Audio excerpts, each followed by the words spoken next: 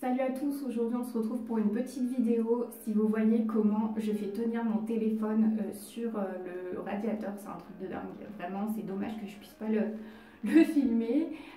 Toujours est-il qu'aujourd'hui on se retrouve pour une petite vidéo sur ma routine, comment je me prépare le matin. Alors en règle générale quand je vais au travail je ne fais pas absolument tout ça. Mais dans tous les cas, on est le week-end, on a un peu le temps, on est confiné. Donc, on a le temps. Alors, ce que je vous propose, c'est de rentrer dans le vif du sujet. Je vous montrerai au fur et à mesure les produits que j'utilise. Après, vous n'êtes pas obligé de prendre exactement les mêmes. L'essentiel, c'est peut-être de suivre ce que je vous propose. D'accord? Donc, la première chose à faire déjà, c'est de vous démaquiller si ce n'est pas fait. Là, on est le matin, juste pour vous situer. Donc, normalement, vous devriez être démaquillé. Si ce n'est pas le cas, faites-le et insistez bien sur les yeux, puisque c'est souvent problématique quand on se nettoie le visage sans en mettre partout. Nettoyez-le bien avec un démaquillant ou avec une lingette. Je tiens à dire qu'il y a beaucoup de personnes qui sont contre les lingettes, mais moi personnellement, je vois pas le problème. Surtout si après vous prenez une douche.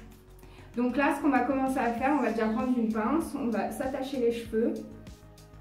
Et là, je vais venir prendre un produit que j'apprécie beaucoup, que je connais depuis un petit moment et qui vient de Neutrogena.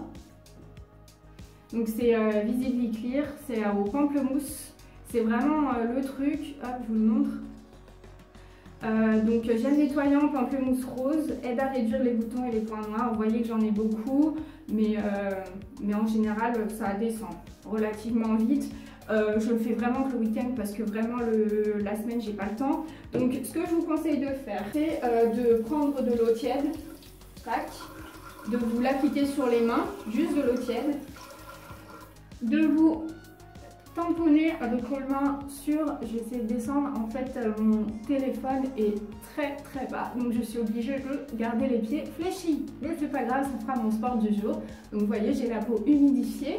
Je vais venir avec mon flacon, je vais en mettre juste une dose que je vais venir frotter. Je vais venir ajouter un petit peu d'eau dans les mains, mais un tout petit peu, hop. Un tout petit peu pour que ça mousse, vous voyez, que ça mousse bien, et je vais venir me l'appliquer sur le visage. J'insiste bien, si vous avez une espèce de brosse électrique, vous pouvez le faire aussi. Hop, j'insiste bien de partout, j'évite derrière les yeux parce que je sais que je suis sensible et on continue un petit peu dans le cou. Une fois que c'est fait, vous allez reprendre votre eau, la doser pour qu'elle soit en mode tiède. Vous vous rincez le visage, voilà, vous vous rincez bien le visage. Vous l'essuyez. Alors moi ce que je vous conseille de faire, mais c'est vraiment à titre indicatif, de mettre un tapis sous les pieds. Parce que souvent quand on se rince le visage, on en met partout. Et autre chose aussi, je vous conseille de le faire avec un débardeur ou un t-shirt. Parce qu'encore une fois, si vous vous rincez le visage avec les mains, ça risque de vous mouiller un petit peu de partout. Donc je vous conseille vraiment de ne pas mettre de pull et encore moins un col roulé avant de le faire. De toute façon là, on n'est que à la phase du nettoyage. Une fois que c'est fait et que c'est bien rincé, hop, on va venir hydrater donc la peau. Alors moi je vais utiliser un produit que je ne devrais pas utiliser pour hydrater, mais on s'en fout, c'est moi que ça regarde. Mais donc moi en ce moment j'utilise beaucoup le Bioderm. Atoderm, Intensive Baume, ultra apaisant, peau sensible très sèche, irritée, atopique, bref. Voilà, c'est un produit que j'avais acheté en pharmacie parce que j'ai tendance à avoir des cicatrices, notamment après les imperfections qui ont du mal à cicatriser. Et c'est vraiment un des produits qui est hyper efficace pour ça, j'en ai d'autres aussi. Un autre, voilà, c'est Eau Thermale Avène, Cicaphalt, qui est aussi très bien pour cicatriser, donc crème réparatrice. Pour les personnes voilà, qui mettent énormément de temps à cicatriser, que ce soit quand...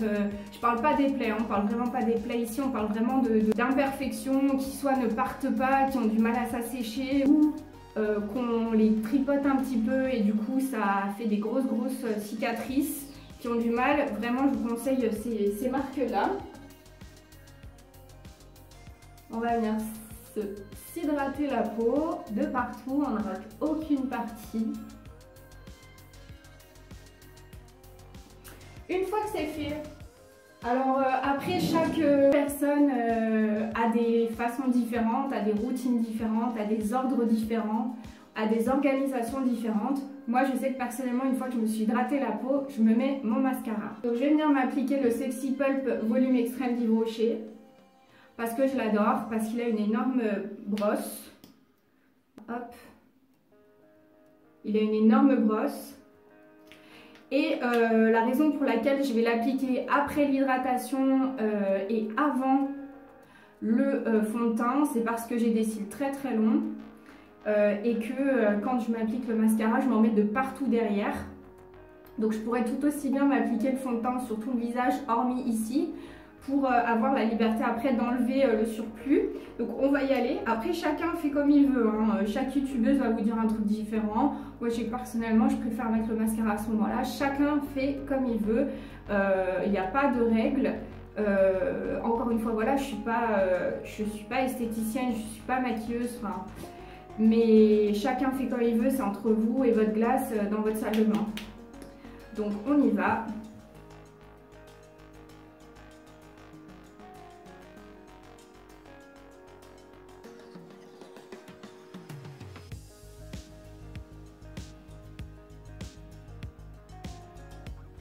Donc c'est appliqué, je ne sais pas si vous vous rendrez compte sur la vidéo, je pense que oui, que j'en ai vraiment de partout derrière. J'y suis allée vraiment sans faire gaffe du tout. En fait je fais pas vraiment attention parce que je sais qu'après je vais reprendre.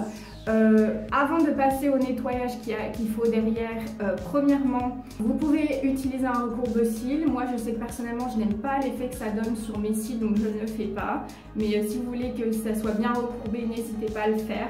Deuxièmement, par rapport à votre mascara, vous pouvez en appliquer autant de couches que vous voulez. Plus vous allez en appliquer de couches, plus vous allez avoir un effet de volume. C'est à vous de voir. Moi, je sais que personnellement, j'aime bien un petit peu de volume.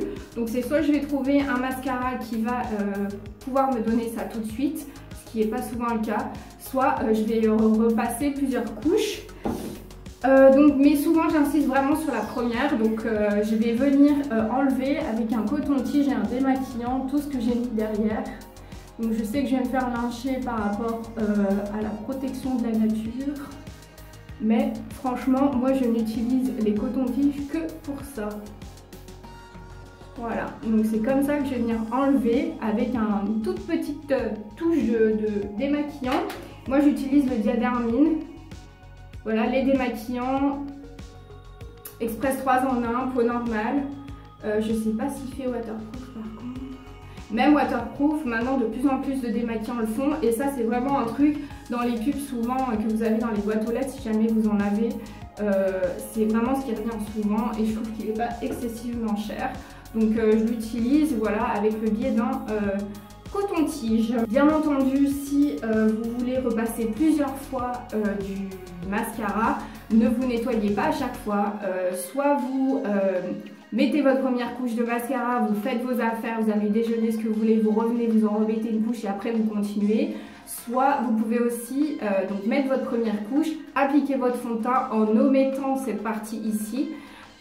Et une fois que vous avez fini votre fond de teint, vous rappliquez la deuxième couche et là seulement vous nettoyez. Là aujourd'hui moi je ne vais en mettre qu'une couche, donc je me suis permise de nettoyer tout de suite. Alors ensuite on va passer au fond de teint. Moi j'utilise le Revlon Color Stay couleur beige sable 180. Et là je vais faire ce que toutes les youtubeuses déconseillent de faire, pardon. Je vais l'appliquer à la main. Moi je suis désolée, je n'apprécie de le mettre que comme ça. Donc je vais venir en mettre un petit peu sur les deux joues et je vais étaler sur tout le visage. Encore une fois, chacun fait comme il le sent, chacun fait comme il le souhaite, d'accord? Et donc vous avez un pinceau, vous le faites avec un pinceau, vous avez une petite éponge, vous le faites avec votre beauty blender, ce que vous voulez, bref. Moi je ne juge pas, donc on ne juge pas. Par contre, pourquoi je le fais à la main? Tout simplement parce que c'est comme ça que j'arrive le mieux à ressentir la texture. Et vraiment, je préfère vraiment le faire comme ça. Je trouve qu'on perd beaucoup de matière avec le pinceau qu'il y en a beaucoup qui restent sur le pinceau et donc je trouve que c'est du gâchis, donc je préfère le faire à la main. Petite astuce, si vous êtes comme moi, que vous n'arrivez pas à changer vos habitudes, faites-le de la main avec laquelle vous n'écrivez pas. Alors, sauf si vous êtes ambidextre, que vous savez utiliser vos deux mains, vous utilisez la main que vous voulez. Mais moi je vous conseille, je suis droitière, je me maquille avec la main gauche, je vous explique pourquoi, par expérience. Tout simplement parce que si jamais vous avez un coup de téléphone, on vous appelle, si jamais quelqu'un sonne à la porte, spontanément, vous allez prendre votre main que vous utilisez d'habitude pour ouvrir les portes, pour décrocher le téléphone et vous allez en mettre de partout. Donc, j'ai trouvé cette astuce-là d'utiliser la main que je n'utilise pas pour me maquiller. Ça prend, au début on est un petit peu gauche, mais ça prend vite. Autre chose aussi, donc vous voyez, j'ai étalé de partout, vraiment de partout. Je n'ai pas fait nécessairement en dessous des yeux, je n'ai pas fait nécessairement derrière et vous avez vu que j'ai étalé. Le plus important vraiment, c'est d'uniformiser dans le cou. Ne restez pas ici, vous allez jusqu'au bout, jusqu'au cou. D'accord? Et c'est pour ça que c'est aussi important de le faire une fois que vous êtes habillé. Parce que là, vous voyez, chez moi, il fait relativement chaud, donc je vais rester en débardeur. Mais si par exemple, derrière, je dois mettre un pull, surtout s'il est près du corps, avec un petit décolleté, ou que c'est très étroit quand je l'enfile, ça va tout partir avec. Donc je vous conseille vraiment, quand vous vous maquillez, d'être vraiment prêt ou d'avoir que des vestes, des choses à enfiler derrière. Autre chose aussi hyper important quand vous mettez du fond de teint, déjà n'en mettez pas 40 tonnes parce que ça fait vraiment mastoc sur votre peau. Et aussi faites bien attention à étirer au niveau des oreilles parce que souvent les filles s'en mettent sur le visage mais n'étirent pas au niveau des oreilles. Donc vous avez des oreilles toutes blanches et vous avez le visage qui est complètement différent. Et la raison aussi pour laquelle on tire ses cheveux en arrière, c'est déjà pour pas être dérangé, mais aussi parce qu'il faut aller bien jusqu'au bout. On ne sait jamais, dans la journée, vous aurez peut-être chaud, vous aurez peut-être envie de changer de coiffure, vous avez envie que votre fond de teint soit uniforme. Je vais quand même venir en mettre une petite couche en dessous et au-dessus des yeux, parce que moi j'ai des veines apparentes. Je trouve ça horrible d'ailleurs, mais bon, c'est comme ça, c'est la vie, hein, on peut pas tout avoir. Et n'hésitez pas aussi à en mettre dans vos sourcils, parce que souvent on en met de partout, mais on oublie cette zone-là et ça fait un énorme décalage. Et qu'est-ce qui va se passer? Donc, je vais venir avec mon petit pinceau, comme ça, et je vais venir tapoter pour au moins couvrir un minimum ce qu'il y a en dessous des yeux. Je vais faire la même chose au-dessus des yeux pour bien éparpiller. Bien entendu, cette étape, vous ne la faites que quand vous en avez terminé avec votre mascara.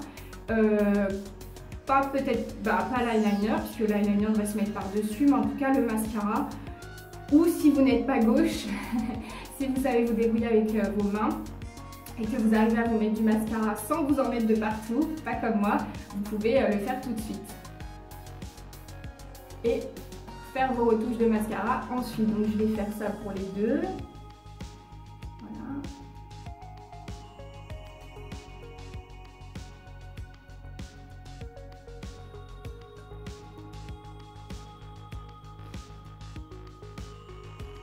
Je vais donc me laver les mains puisque je vais commencer à travailler avec de la poudre. Petit aparté, si vous avez des imperfections qui se voient sur le visage, vous pouvez passer par-dessus avec le fond de teint, mais c'est pas maintenant qu'on va travailler les imperfections. Donc on va commencer par, une fois qu'on a mis le fond de teint, par mettre de la poudre, teintée ou non. Moi j'en prends une qui est transparente la plupart du temps, et c'est une poudre qui vient d'Angleterre, d'un magasin qui s'appelle Boots. Ça s'appelle Translucent Perfect Light, hypoallergénique, enfin bref voilà. Et donc ça se présente comme ça. Alors vous allez voir qu'il y a beaucoup de matière que je vais venir mettre là-dedans pour un petit peu filtrer la quantité. Hop, je vous montre comment je fais. Voilà. Et je vais venir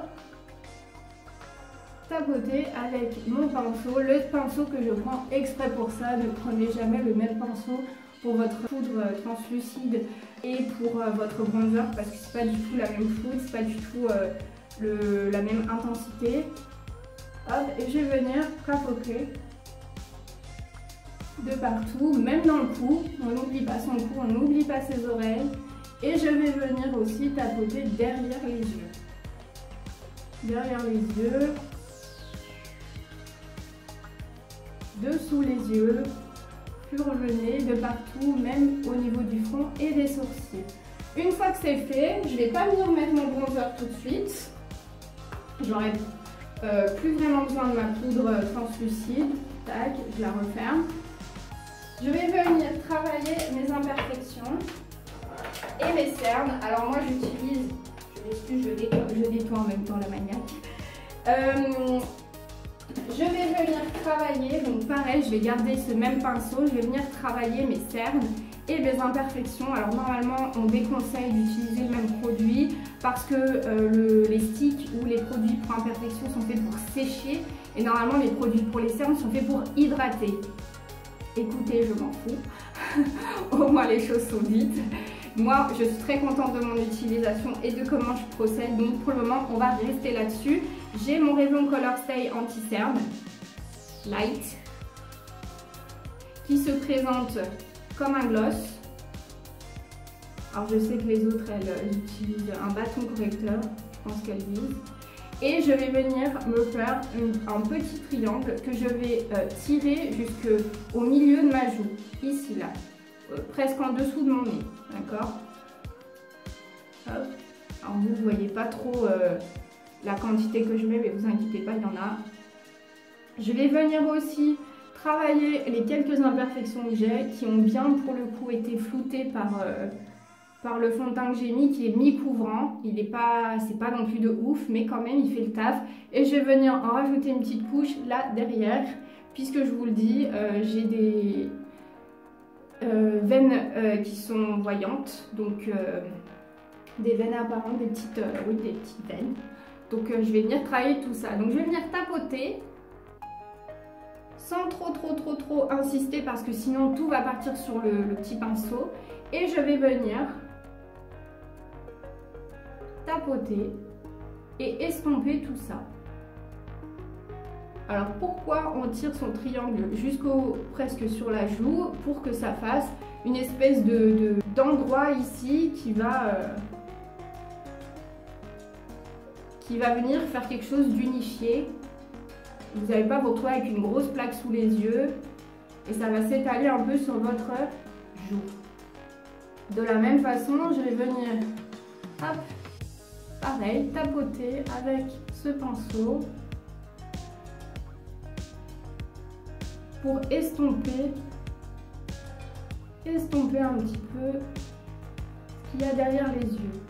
Et certains vont s'arrêter là et d'autres vont venir tapoter encore avec leur petit pinceau. Moi, je vais juste utiliser ce qui me restait de tout à l'heure et je vais juste venir tapoter sans insister de trop ici. Une fois que c'est fait, on va venir prendre le bronzer. Alors j'ai un bronzer de dingue, c'est le Bronzing Max Powder. Tac, celui-là.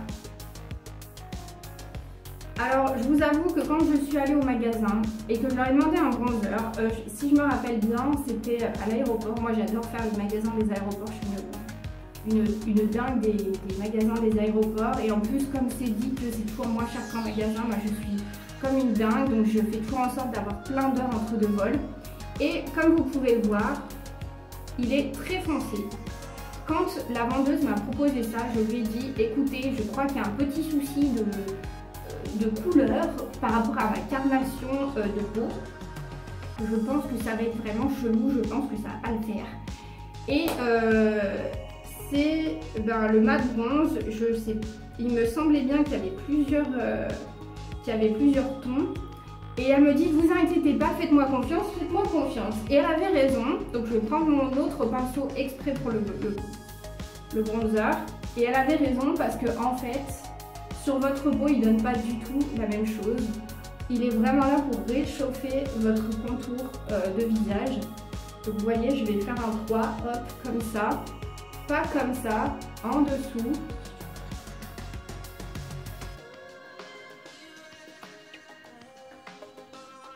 Je vais en remettre un petit peu. Comme j'ai un peu du mal à voir où je vais, ce que je fais avec la lumière d'ici, c'est un peu compliqué. Et je vais venir continuer dans mon cou.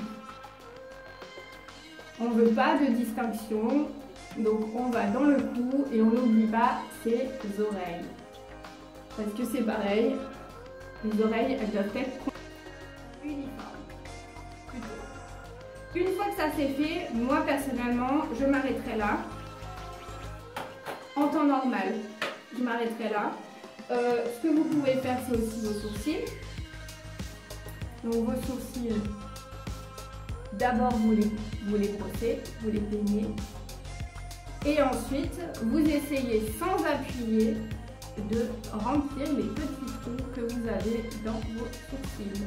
N'essayez jamais de chercher à être toujours symétrique, c'est biologique, vos sourcils ne seront jamais symétriques. Donc on fait au mieux. Je pense que cette vidéo sortira avant celle que j'ai faite sur Yves Rocher. C'est un crème Yves Rocher, c'est le plus clair, c'est pour les blonds. Alors moi j'ai choisi une couleur qui est assez foncée par rapport à mes longueurs. Mais j'en ai pas beaucoup, j'ai pas beaucoup de poils dans mes sourcils, donc ça fait qu'il me faut quelque chose de clair. Je n'appuie pas comme une dingue. Et pour ça, il y a deux solutions. Soit vous taillez bien comme il faut votre crayon à sourcils et vous l'écrasez un petit peu. Et ensuite, vous y allez avec la pointe écrasée. Soit vous faites comme moi, vous ne le taillez jamais complètement et vous l'utilisez de biais, comme ça, sur le côté. Ce qui fait que vous allez voir, au bout d'un moment, il va se retrouver avec une forme comme ça.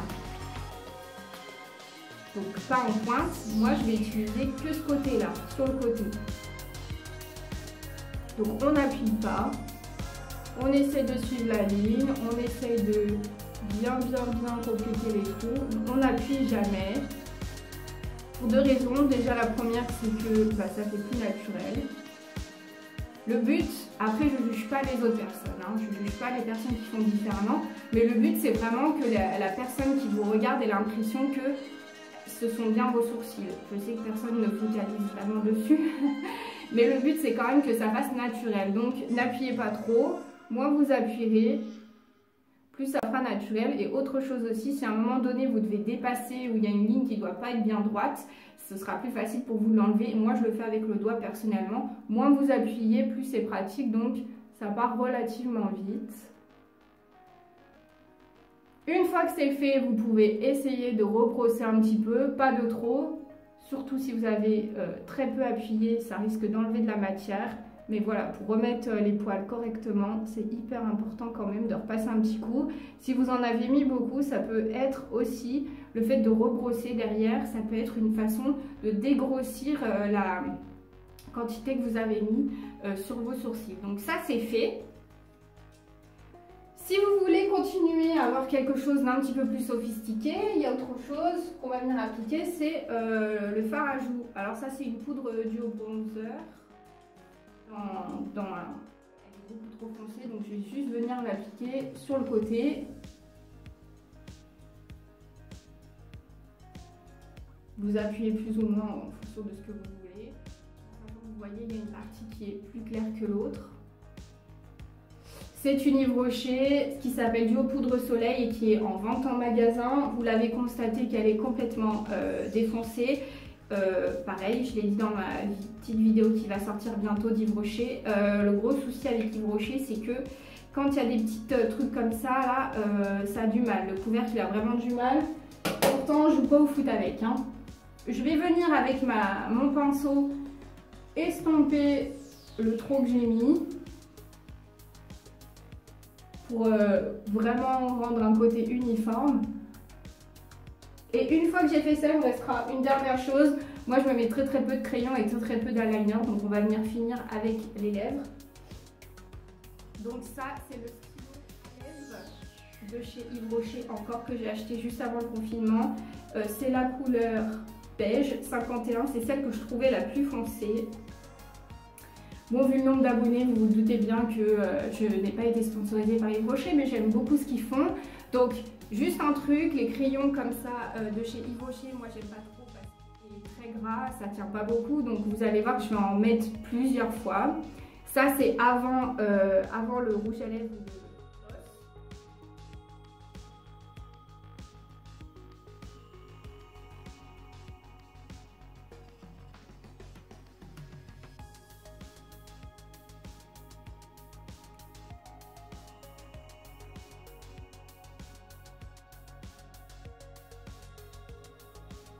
Et on va finalement terminer cette vidéo avec la petite touche de rouge à lèvres ou de gloss.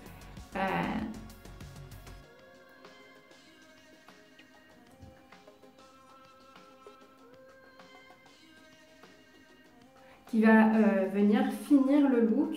N'oubliez pas que si jamais vous mettez un gloss mat, de vous en mettre un tout petit peu, ça dépend si c'est clair ou foncé. Si c'est clair, ben, vous pouvez y aller. Si c'est foncé, faites bien attention parce que ça dépasse rapidement et après c'est très difficile à récupérer.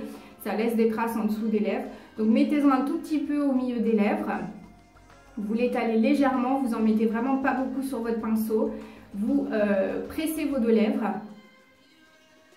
Vous regardez comment ça se passe. Vous en rajoutez un tout petit peu, il faut vraiment y aller progressivement. Je parle vraiment pour le rouge, toutes les couleurs qui marquent vraiment le rouge ou le marron vraiment très foncé ou le prune très foncé. C'est des gloss mat, donc c'est fait pour rester. Et donc forcément, si ça dépasse, je suis désolée, mais ça va être compliqué à rattraper. Donc progressivement, vous laissez un petit peu sécher. Sans presser vos deux lèvres, vous passez un mouchoir, vous tamponnez un petit peu en haut et en bas pour enlever l'excédent et normalement vous êtes prêt. Voilà, et après, une fois que c'est sec, si vous en avez envie ou si vous aimez ce style-là, vous pouvez rajouter une petite pointe de gloss pour ajouter un petit peu de volume à vos lèvres si vos lèvres ne sont pas charnues. J'espère que cette vidéo vous a plu. C'est un décor un petit peu incongru, voilà. Mais j'ai fait au mieux et en tout cas voilà, c'est comme ça que je me maquille tous les jours.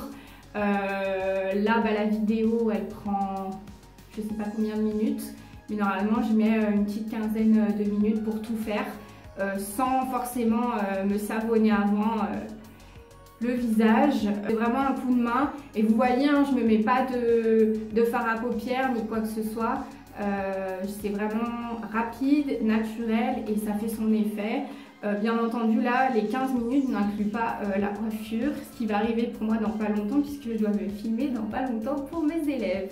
Mais j'espère que cette vidéo en tout cas vous aura un petit peu diverti, peut-être donné quelques astuces. Et surtout n'oubliez pas, la différence c'est ce qui fait le monde.